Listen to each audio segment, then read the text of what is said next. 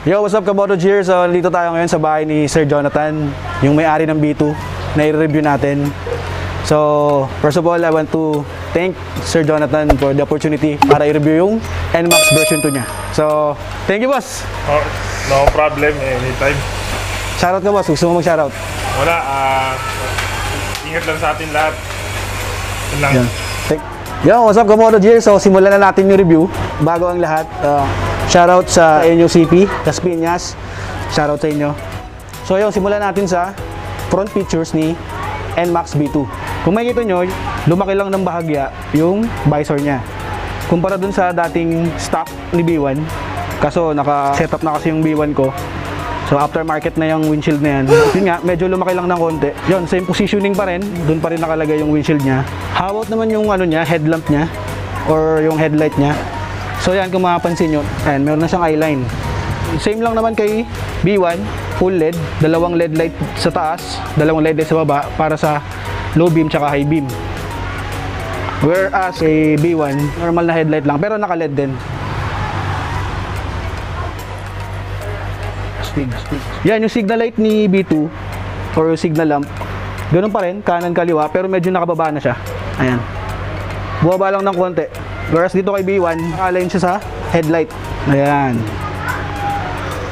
Ito kay B2. Ayan, nakababa siya. So, same pa din. Meron pa rin siyang emblem. Left and right. Same lang yan kay B1. Meron ding emblem. Left and right. Ayan. How about sa front fender? So, same lang sila ng front fender ni B1. Wala naman nagbago. Tapos, may nakalagay din kay B2 na ABS. Kay B1, may ABS din. Sukat ang gulong ni B2 tsaka ni B1, yung gulong ni B2 sa harap 110/70/13, same lang yan dito kay B1. Tapos stock tires ni version 2 tsaka ni version 1, same lang IRC. Rear tire nya 130/70/13 din, so same lang yan kay B1, 130/70/13 IRC din, same lang. Ano yung busina ni B2, same pa rin ang positioning like nung kay B1. Ayan, nakalagay pa rin siya sa left side. Ayan.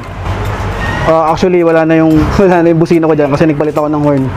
Ayan kay B2, nandun pa rin nakalagay. Same positioning ng busina, left side pa rin. And then dun sa brake, so same pa rin, naka 230mm na disc brake or disc plate si B2. And kay B1, same lang, 230mm. Front sa rear, same lang sila ng disc brake and naka-ABS. Now let's move on naman sa digital odometer ni version 1 and version 2. Kung makapansin nyo, square na siya. Unlike dito kay B1, yan, medyo bilog. So same pa rin naman. Pinagkaiba lang, square siya, square type siya. Tapos yung pindutan niya is nakalagay na sa handlebar. Ito. Ayan. So same pa rin naman halos. Ano pa rin yung ABS, fuel gauge mo.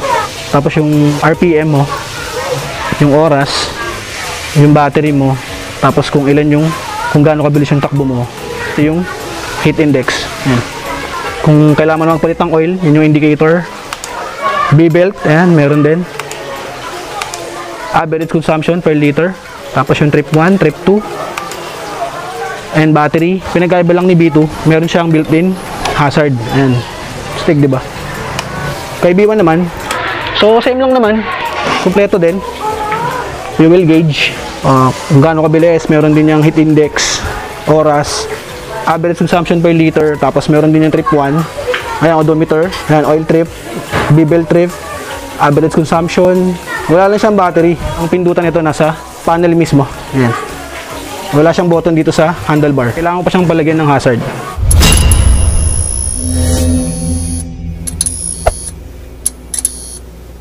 Now let's move on to the handlebar ni B2. Ayan, kung makikita mo, meron na siyang SSS, so ayan, naka-off siya. So pag in-on mo yan, automatic mag-start siya. Pero kailangan naka-on yung engine. Ayan. Meron na siyang SSS dito sa handlebar.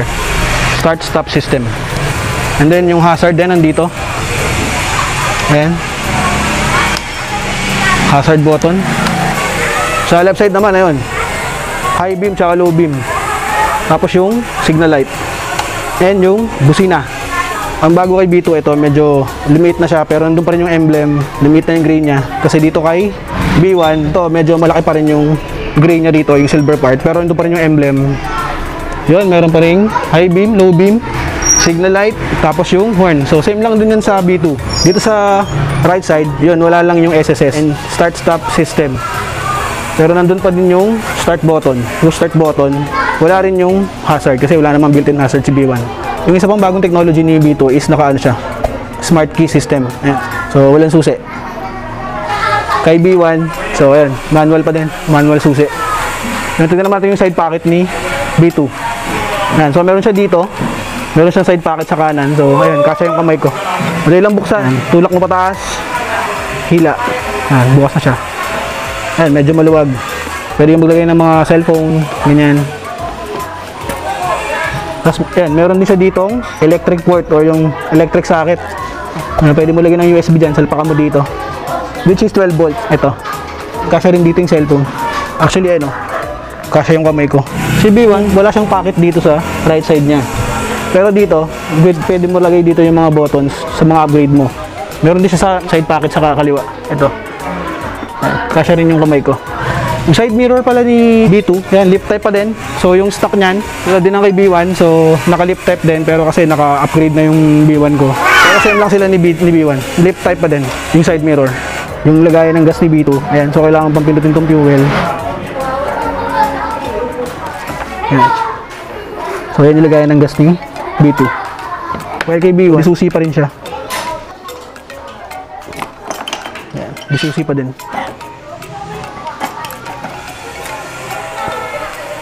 Yung fuel capacity ni B2 is 6.6 liters. Same lang siya kay B1.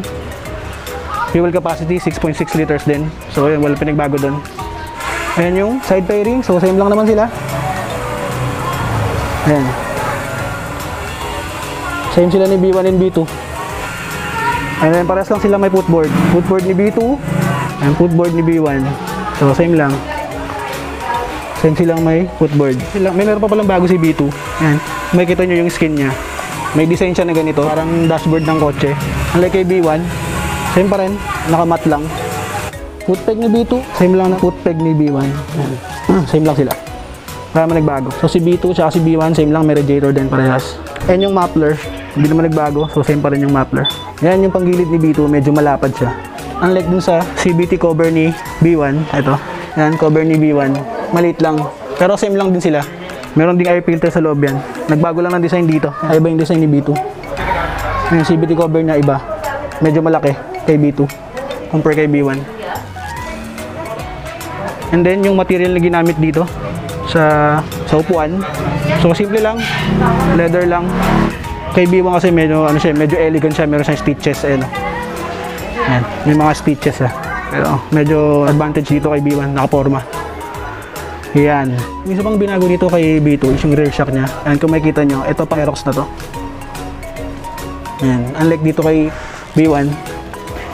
Ayan. Yung kay B1 kasi pang NMAX talaga siya. So, let's move on to the tail light ni B2. So, kung makapansin nyo, yung tail light ni B2 parang little X-Max. Ayan. Actually, ganito rin yung design ng X-Max eh. So, yan. Maxi DNA. Forma. Yung ilaw na ito, LED na. Pinagkaiba lang is yung signal light niya dito sa likod is bulb type. Tapos meron siyang reflector. Yan. And then sa kabila meron din. Left and right. Tapos yung binago, nilagay din yung reflector niya sa baba. Sa pinakailalim ng rear fender. How about kay B1? Normal style lang siya na tail light. And lahat to bulb.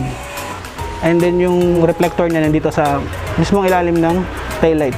Yun yung pinakaiba niya kay B2. Yung grab bar ni B2, yan, medyo lumapad siya. Unlike dun kay B1, maliit lang yung grab bar ni B1. Unlike dito kay B2, yan, na malaki na. Lumaki lang siya konti. Pero same pa rin siya ng design. Yung box capacity, or yung underseat box capacity ni B2 is 30 liters. So kasya pa rin dyan yung full face helmet and half face helmet. So same pa rin naman sila ni B1. So si B1, yan, dami nakalagay. Kasi pa rin dyan yung full face helmet kahit XL. Tapos half face. Dito kasi ay B2. Ayan, meron siya nakaumbok dito. Ito. Ayan. So sabi nila, hindi daw kasya dito yung full face helmet. Sabi naman ng iba, kasya naman daw. Kung pinagkasya. Yung seat height ni B2 tsaka ni B1, same lang na 765mm. Sa inches, 30.8 or 31. Yun. So ganun siya kataas. So kung 5 flat ka, kaya mo pa rin i-drive si NMAX B2 or NMAX B1. So same lang siya. Same lang din sila ng ground clearance, 135mm din. So pwede siya pang banking, huwag lang masyado. Baka sumemplang ka. Magkano ang SRP ni Yamaha B2? 134,000 lang naman. Pero sulit na yun kasi daming bagong technology. While si B1, 119,000 SRP. Still, meron pa rin siya sa market. So makakabili ka pa rin ng Yamaha NMAX B1. Yun, kung familiar ka kay Aerox S, yung makina ni Aerox S nilagay kay B2. So yung tunog ng makina ni Aerox S and B2, same lang sila. And pati yung smart key system, simula yan kay Aerox S. Konting kaalaman.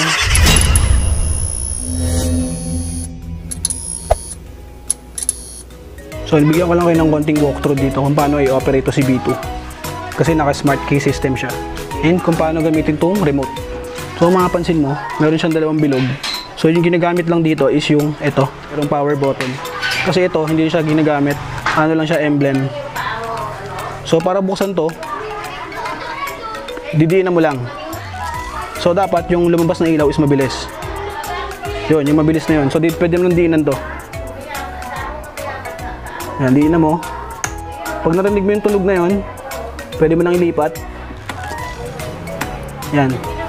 So yan, pag naka-on yan, nakalagay sa on, bubukas din yung odometer. Yan, pag nakabukas yung odometer, pwede mo na siya start. So start natin. Yan. So yan, nakabukas na siya. Magbubukas din yung taillight.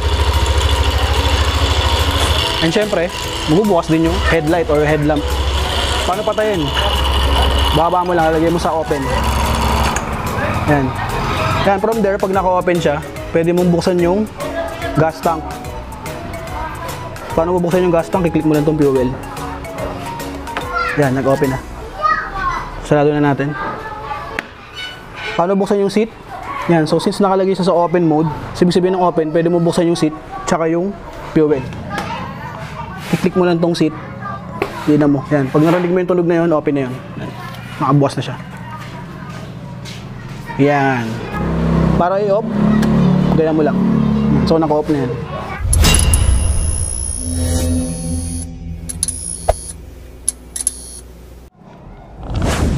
So ayun. So I'm riding with the new NMAX B2. So napansin ko lang kay B2. Unlike dun kay B1, medyo maingay yung makina. Kay B2, ang tahimik. So ikot-ikot lang tayo dito, testingin lang natin.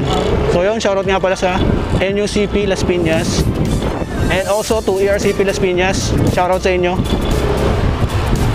So first impression sa makina, napaka-smooth niya, tahimik. Wow. Lakas ng hatak ha. And yung brakes niya, grabe, kapit na kapit. So hindi sa bias ako ha, pero B2 versus B1 sa makina, grabe, solid tong B2. Ganda ng hatak. Ewan ko lang pag naluma siya, pero ngayon bagong-bago pa kasi ito eh. 300 pa lang yung tinakbo, 371 pa lang.